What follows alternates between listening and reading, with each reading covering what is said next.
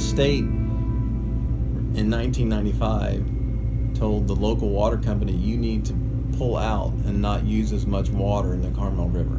So it was a cease and desist order. Or that was Order 9510. Then a few years later, they said, well, you haven't done anything yet, so we're issuing a cease and desist order so that you have to stop taking as much water as you're taking out of the Carmel River. And so that's why we've had to try to come up with an alternative water supply for the Monterey Peninsula. So Pure Water Monterey is a indirect potable reuse project.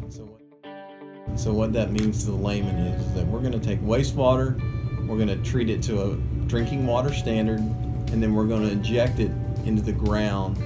And then once it's in the ground, it has to take at least 6 months in the ground before you can pull it up to be included in the drinking water supply. So that's why it's called the indirect. It's not a direct pipe-to-pipe connection so that you can drink it. And so that environmental buffer of being in the ground provides some additional peace of mind and additional treatment of that water to be a water supply. And so,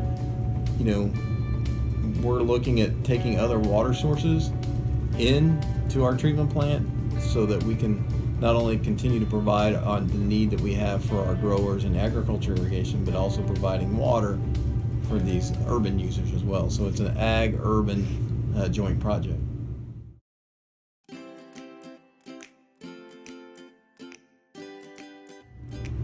Probably the salts. Salts initially, and then I think as the analysis components have kind of gotten more sophisticated, we can test through laboratory instruments, down to parts per quadrillion, I think.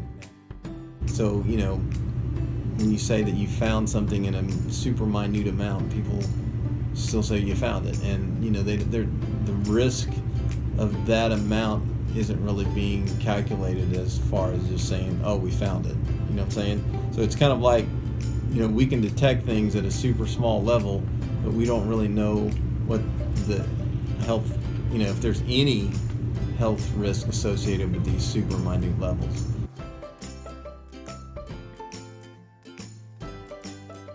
We have to meet some of the drinking water standards in order to provide this recycled water, and so, like I said, it goes into the ground, and that's an environmental buffer, but we have to meet certain monitoring requirements, quality parameters.